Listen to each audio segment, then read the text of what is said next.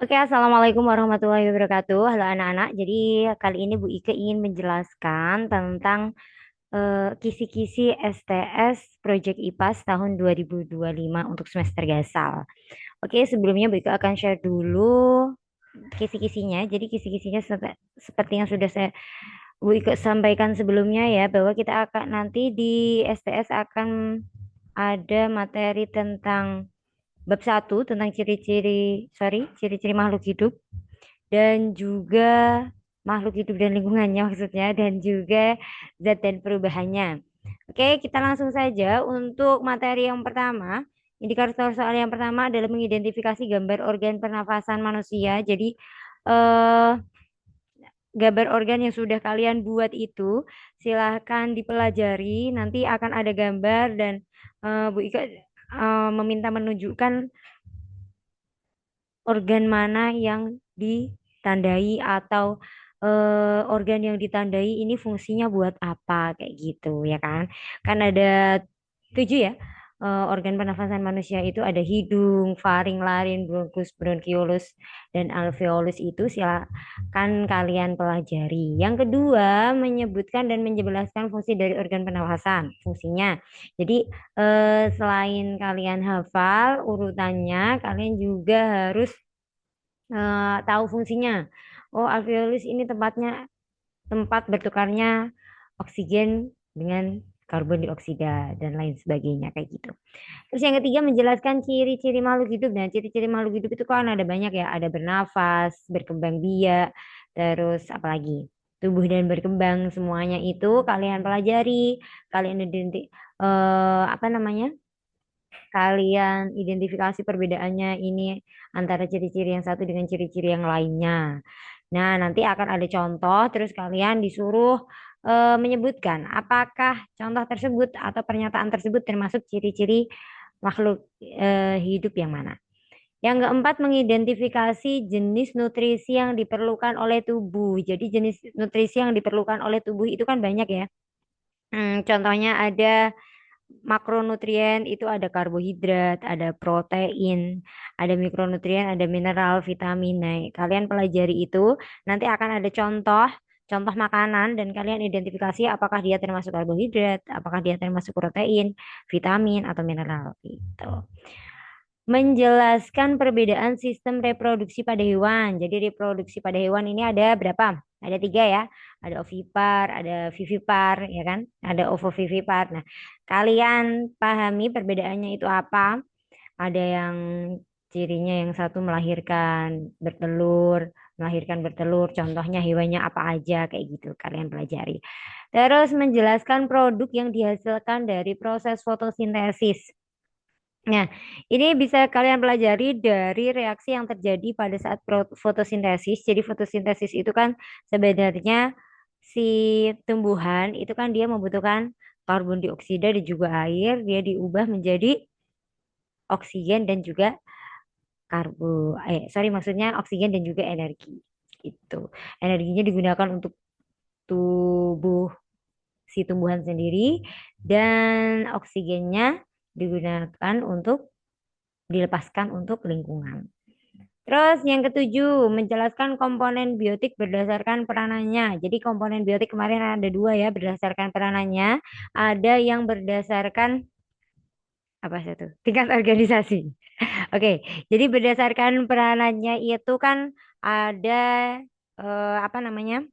Autotrof, ada heterotrof gitu kan. Auto yang kemarin kita pelajari, auto itu berarti dia bisa membuat makanannya sendiri. Contohnya adalah produsen tumbuhan, autotrof. Heterotrof, dia membutuhkan makhluk hidup lain sebagai makanannya. Contohnya hewan, manusia. Terus ada decomposer sama detritivore, yaitu dia pengurai dan pemakan sisa makhluk hidup yang sudah mati. Nah, kalian itu pelajari tiga perbedaannya dan juga contohnya karena di nomor 8 ini menyebutkan contoh komponen oh enggak kalau nomor 8 ini contoh komponen abiotik ya. Jadi contohnya komponen abiotik kalau biotik kemarin kita pelajari dia adalah makhluk hidup karena bio adalah makhluk hidup.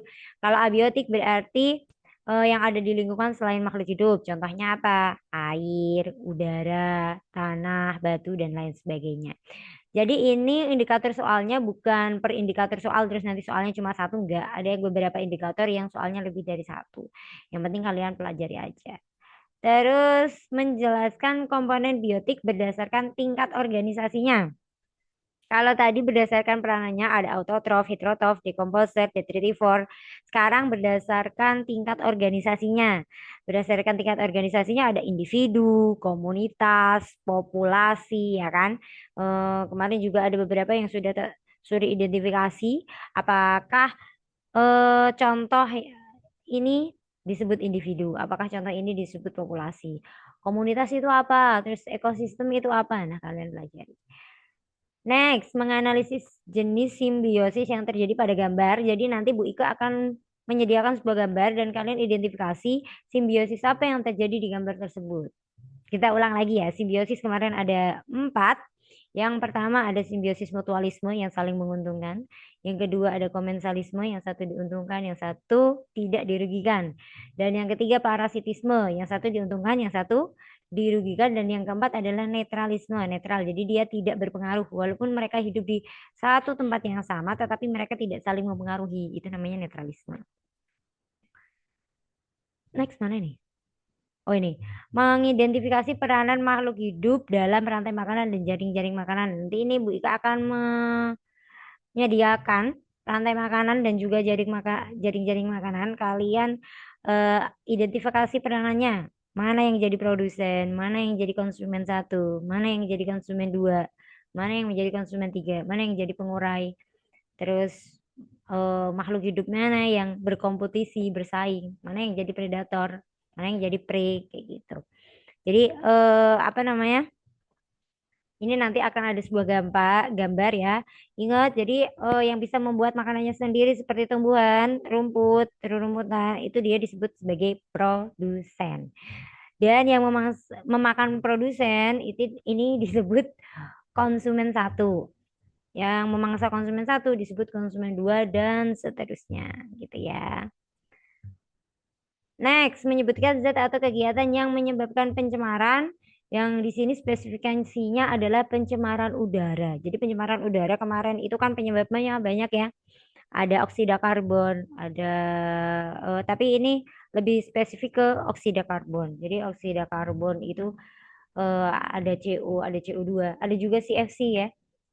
Ingat ya, klorofluorokarbon yaitu adalah suatu pencemar udara yang dia disebabkan oleh pendingin, pendingin ruangan seperti kulkas, air conditioner, AC kayak gitu. Nah, jadi nanti mungkin akan ada contoh soalnya apa nih? Lapisan ozon atau global warming. Kira-kira yang menyebabkan ini apa? Kayak gitu. Kegiatan yang menyebabkan hal tersebut itu apa? Next, menyebutkan upaya yang dapat dilakukan untuk mengatasi pencemaran lingkungan. Nah, ini pasti udah bisa semua lah ya. Jadi, nanti kalian menyebutkan hal yang bisa kita lakukan untuk mengatasi pencemaran yang Ibu Ika tulis. Contoh, pencemaran apa? Tanah harus apa? Kayak gitu ya. Gampang lah ya, ini nomor 3. Poin ke-13. Nah, ini ada 13 indikator soal untuk bab pertama, yaitu makhluk hidup dan lingkungannya. Dan next adalah untuk zat dan perubahannya. Ini nanti akan ada 2 subbab ya, perbedaan unsur senyawa campuran dan pemisahan campuran. Nanti akan ada 6 indikator soal, ada yang dia pilihan ganda, ada yang isai. Pertama, mengidentifikasi zat yang termasuk unsur. Nah, kemarin kita udah belajar perbedaan unsur, senyawa, dan juga campuran.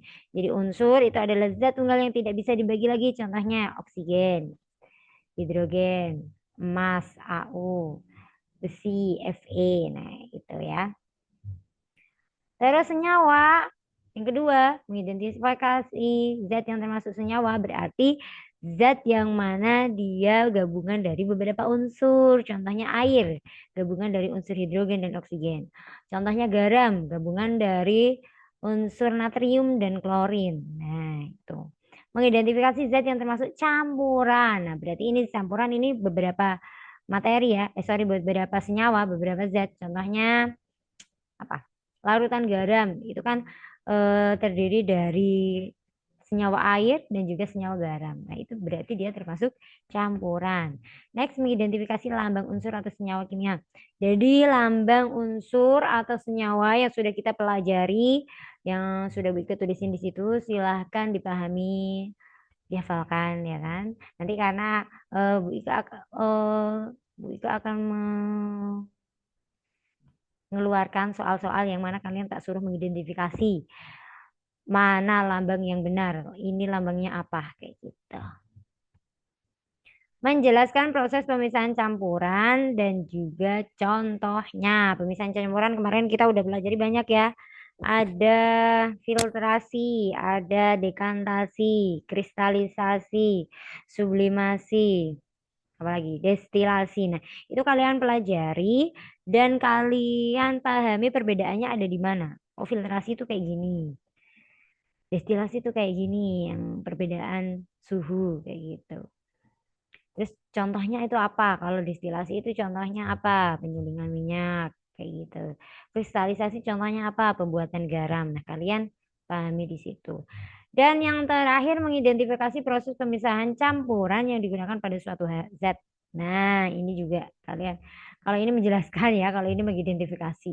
Jadi kalau kalian udah paham tentang pemisahan campuran, insya Allah gampang. Itu ya. Jadi kemarin yang udah latihan soal, beberapa latihan soal yang sudah kita jalani itu juga kemungkinan akan keluar di tes. Jadi silakan dibuat pelajaran. Oke, Oke, that's all. Cukup, cuma itu ya. Bu Ika berharap kalian mengerjakannya dengan jujur, mandiri, percaya sama kemampuan diri sendiri, nggak usah apa ya, nggak usah ya, ya aku pengen nilai bagus nih kayak gitu. Jadi aku harus dapat nilai bagus dengan cara apapun terus mencontek kayak gitu jangan ya. Oke, that's all. Thank you so much for paying attention. Terima kasih sudah memperhatikan and sukses, good luck ya. Wassalamualaikum warahmatullahi wabarakatuh.